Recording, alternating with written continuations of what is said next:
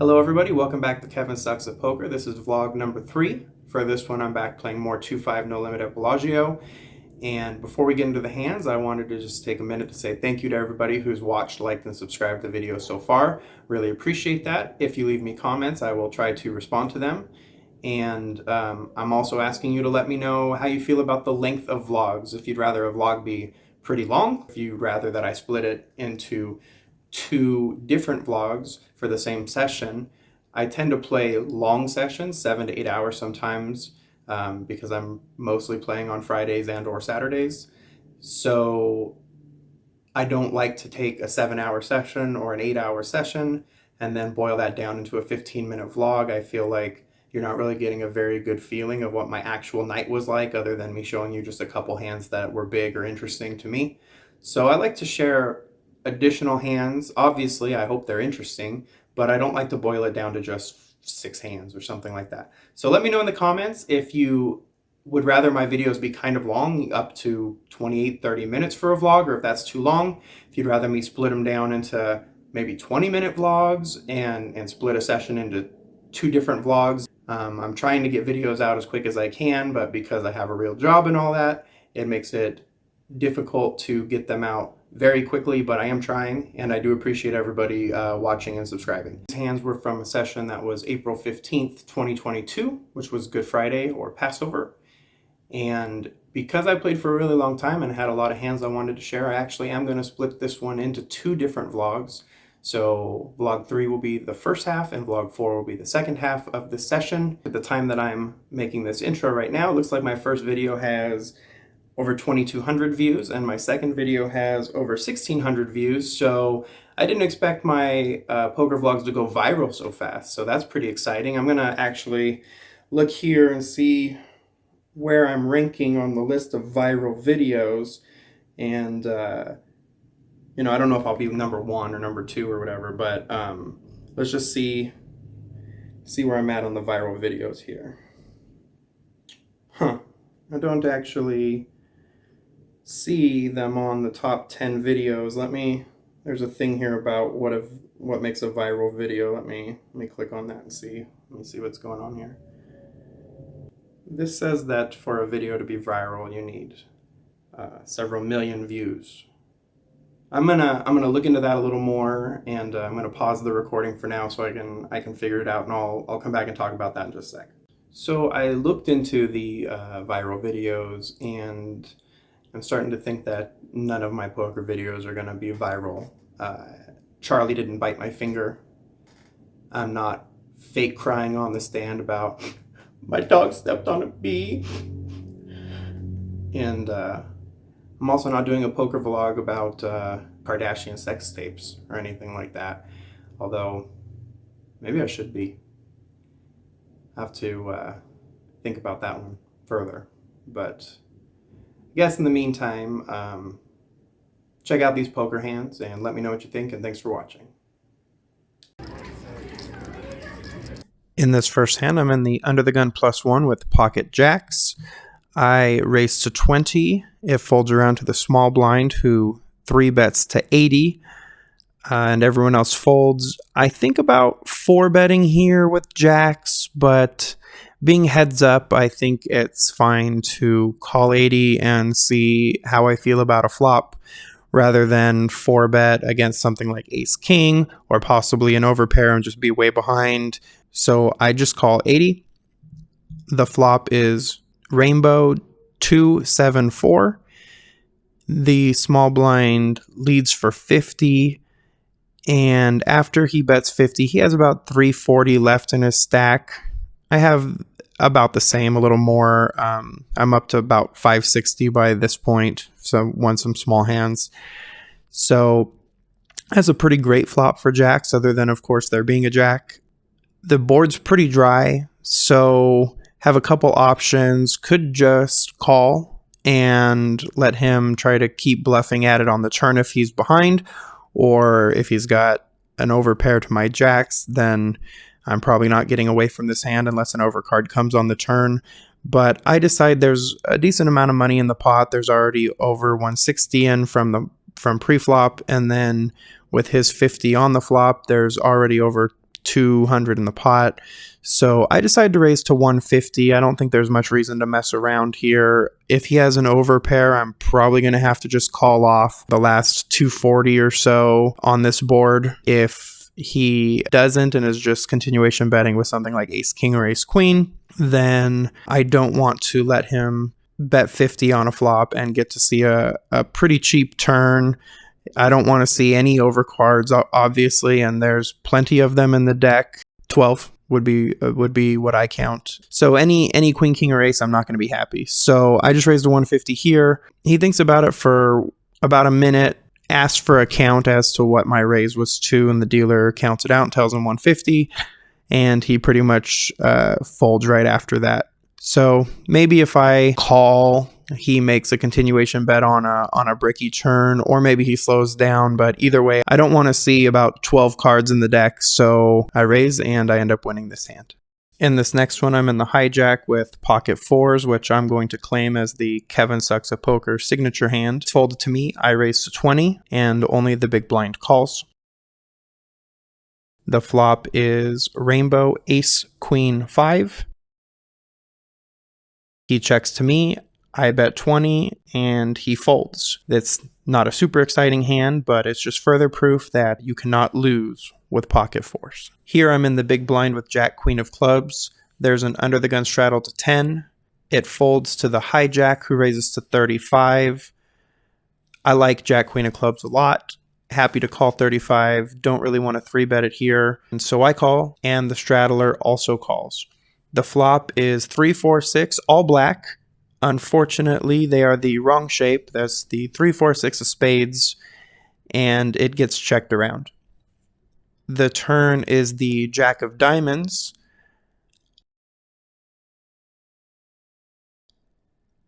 I bet 45. The big blind calls and the hijack calls. I'm thinking that one or both could potentially be drawing to the fourth spade. There are some straight draws there, but that's probably more likely out of the straddler who defended the straddle as opposed to the hijack who raised. Drawing to a straight here seems pretty speculative when there's 3 spades on the board, since it cuts a lot of straight outs.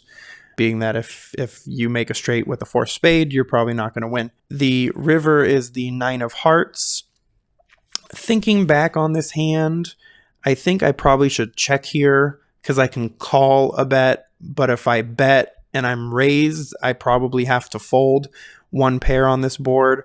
So in hindsight, I think a check is probably correct, but I lead for 80. The straddler folds and the hijack calls. I tell him I have a jack and show jack queen, and he has the same hand, jack queen, but offsuit, and we end up chopping this hand. This next hand is pretty interesting because of not only the cards, which are also fairly interesting, but because of the table talk that happens at the end of this hand, which I unfortunately can't play the audio from the actual poker room. I have an agreement with Bellagio in which they allow me to film and put together this vlog, which is awesome.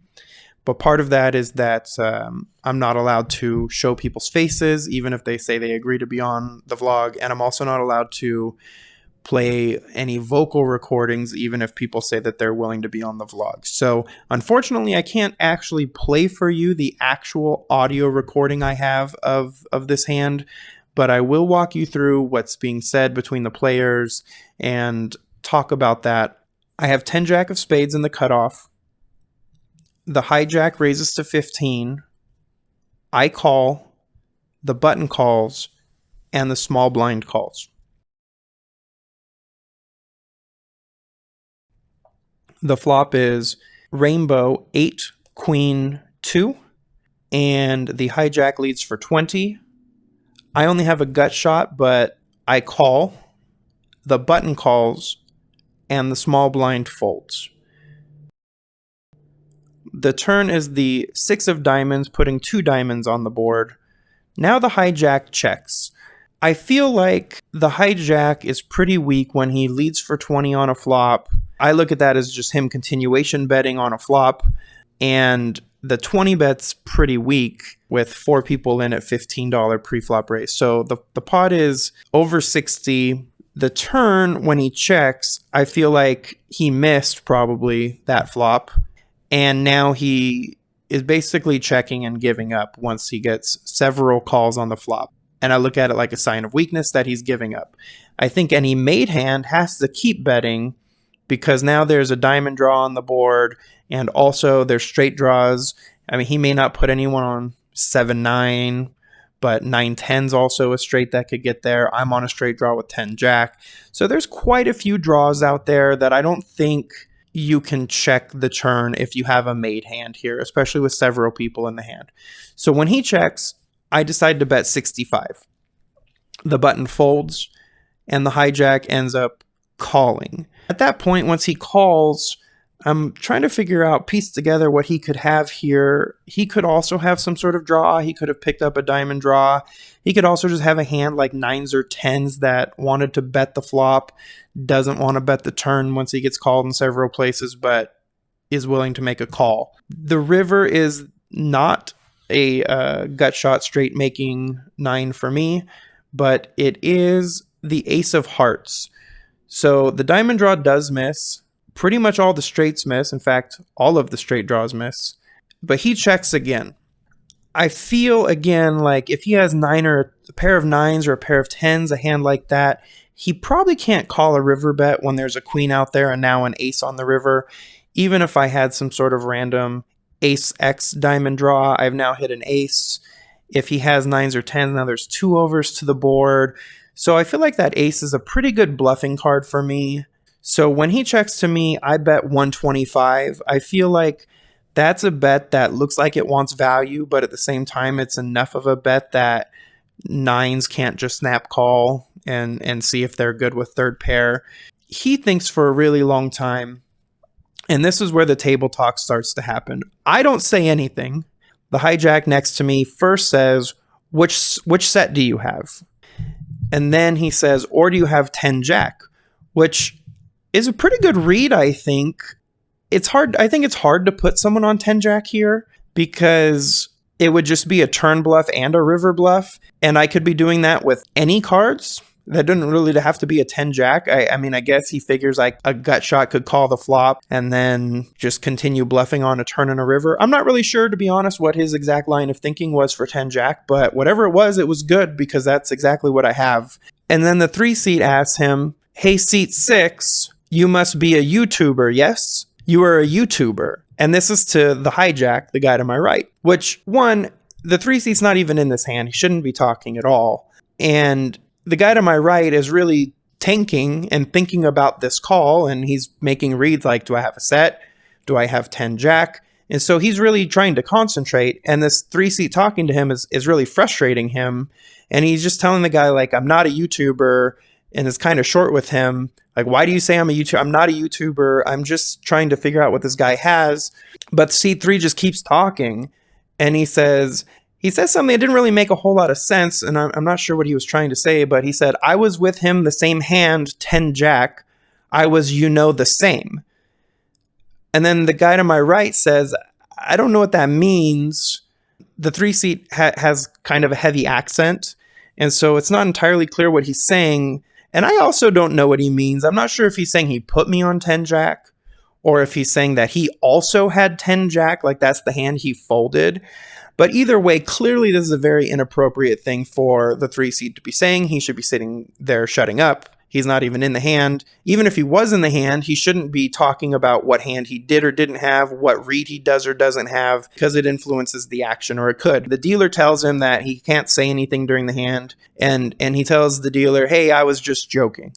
So you would think, okay, he's going to stop talking now. But even after that, he starts talking about there's too many YouTubers at this table. Seat 4 is a YouTuber. I don't think he was. Seat 1's a YouTuber. I also don't think he was. Seat 7's a YouTuber. That's me. I'm arguably a YouTuber. He says seat 8's a YouTuber. He's definitely not. So he's just going on. And now the guy in the hijack to my right is really frustrated. And so he's still telling this guy in the 3-seat, I'm not a YouTuber. I'm a high school teacher. By the way, props to high school teachers are all teachers. My parents were teachers. I know that's a hard job that can be fulfilling, but also can be quite frustrating. So props to teachers. And then finally he stops talking. So after tanking for 2 minutes, which seems like a long time, but again, with seat 3 talking incessantly to him about this and saying what he thought I had or what he had, seat 3 finally folds. This next one, I'm in the under the gun position with ace king offsuit. I raise to 20, the low jack 3 bets to 60, and I could 4 bet here, but I decide to just call. The flop is 7, 8, 9 rainbow. We both check. The turn is the jack of diamonds, putting 2 diamonds on the board, and also a 4-liner to the straight. We both check again.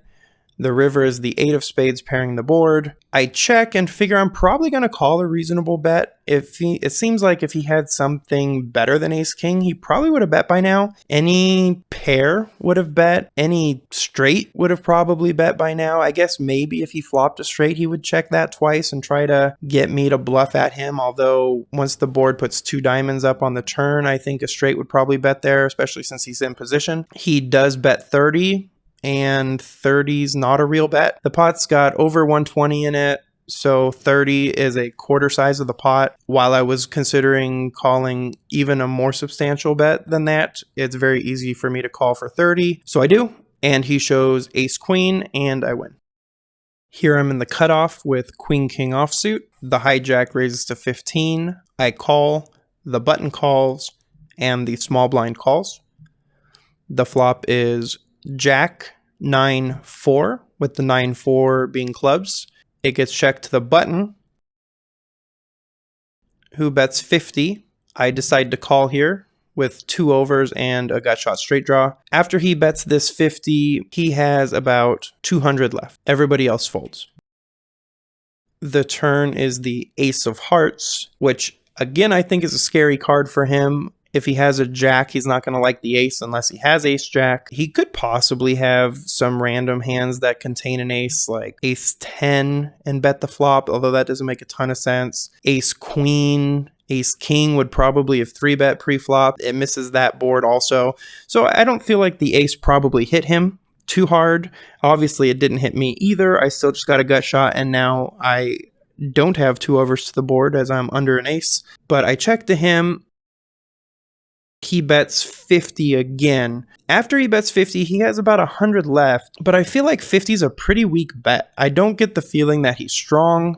I feel like if he had an actual good hand, he'd bet more than 50 here. Whether he shoves or he just bets more than 50, I'm not sure, but I feel like he's weak, and I feel like the ace scared him. I think about it for a minute, and I don't think he's really pot committed, even though it seems like at first thought he might be. I decided to check raise just on my feeling that he was weak and thinking there's a very decent chance that he might just fold. So he, of course, snap calls, and I am really wrong about that. And the river is the 3 of spades. I tell him I missed and show my queen king, and he says I also missed and mucks his cards, and nut no pair wins here. He must have been on a club draw. That's the only thing that makes any sort of sense whatsoever, and I end up winning this hand with nut no pair. The next vlog hand is about an hour and 45 minutes later. I definitely played some hands in between there, but trying to pick the more interesting ones for the vlog, hopefully succeeding at that. I'm in the under the gun position with 8-9 of hearts. My game has been playing pretty passive. There hasn't been a ton of 3-bets in the amount of time I've been there. So I feel pretty comfortable raising here, even under the gun with 8-9 of hearts. So I raised to 20. It is a little bit loose for sure, but like I said, I feel like it's probably a safe thing to do in this game most of the time. So that's what I do. The cutoff calls and the big blind calls, and everybody else folds. The flop is 8 of clubs, 6 of hearts, jack of clubs. I definitely didn't raise with 8-9 of hearts to not bet a flop of 8-6 jack. So I do with middle pair here, and I also have I have backdoor heart draw and straight draws, so I bet 35. The cutoff calls, and the big blind check raises to 75. That's a little more than a min raise, but not by a lot. I'm not folding here for 40 more. I'm in position over the big blind. Before we continue with this hand, I think it's super important that you look at these chips right now. All right, now let's get back to this hand. There's a lot of good turn cards for me, including any heart, any 8, any 9. The cutoff also called. The turn is the Queen of Hearts. That is one of the many good turn cards that I was looking for. The Queen of Hearts gives me the flush draw, and it also gives me a straight draw. Now a 10 makes me a straight. It's also just a scary card for anything other than something like 9-10. That also puts 2 flush draws on the board between the hearts and the clubs. I think any strong hand should be betting this turn here and putting a lot of pressure on me and the cutoff. There's so many draws, straights. There's so many random 2 pairs in there I guess you could be afraid of, but if there's a strong made hand, it's already been made, and if not, there's just so many draws. I think any strong hand has to bet here. Instead of betting, the big blind checks, I check, and the cutoff checks, so it gets checked around. The river is one of the cards we're looking for. It's the 2 of hearts, so kind of hit a bingo card here. The 9 high flush feels like it should be good. It's a little bit concerning because of the cutoff calling that they could have been on some sort of heart draw also, but it seems much more likely they would have been on the club draw or a straight draw. So I'm not super concerned about a higher flush here. I feel like my 9 high flush is probably pretty good. The big blind checks. I bet 155 for some value. It checked around on the turn, but the pot's about 290, so it's a little more than a half pot size bet I'm putting here. The cutoff folds, the big blind calls. I say I have a flush, and he says, oh wow, nice hand. He doesn't show. I feel like we got pretty good value out of our river bet. I don't know what he would have called since I don't know what he had, but we end up winning a decent pot here. In this next one, I'm in the +1 with ace jack offsuit. I raise to 20, and only the big blind calls. The flop is 9 of diamonds, 6 of clubs, 2 of clubs. We both check. The turn is the jack of hearts. That's pretty much what I'm looking for. The big blind bets 35, and I just call. The river is the 9 of hearts. The big blind bets 80, and I just call again. He shows king 7 of clubs for a missed flush draw, and I win. In this next hand, I'm in the small blind with king jack offsuit. The low jack raises to 20. I call, and the big blind calls. The flop is jack of diamonds, 3 of diamonds, 7 of hearts. I check to the low jack who pre-flop raised. He bets 30. I call, and the big blind folds. The turn is the 10 of hearts, putting up 2 flush draws. I again check to the low jack who bets 50. On this board, I don't really feel like raising here. King jack is a pretty strong looking hand on this board, especially with 2 draws out there, but I don't feel it's strong enough that I want to raise here. So I just call. The river is the 6 of spades, so all draws myths. The only draw that ever got there was 8-9. Gut shot, made a straight on the turn. So the 6 changes nothing. I check to the low jack again. He bets 100. I don't really think I have many options other than a call here. I don't think I can fold top pair on this board. If he has some random 2 pair, flopped a random set, I don't think I can get away from this hand. And again, I don't think my hand's nearly strong enough that I want to raise here. So I think a call is pretty clear. So I do call, and he shows a flop set of 3s. So he raised pre-flop with pocket 3s and flop set of 3s. I lose this one, but I feel like I played it fine. I don't think I was getting away from that hand at any time based on the board. Alright guys, thanks for watching. That's the end of vlog 3. The first half of this session. The second half will be coming out in vlog 4, hopefully pretty soon. Thanks for watching, and Please like and comment and subscribe if you enjoyed the video. And if you didn't, well, thanks for watching anyway. I appreciate you giving it a try. Please come back next time for vlog number 4. Same Kevin Sucks at Poker time, same Kevin Sucks at Poker channel. Well, probably not the same time because I get them out when I can, but almost certainly will be the same channel. Thanks for watching. We'll see you next time.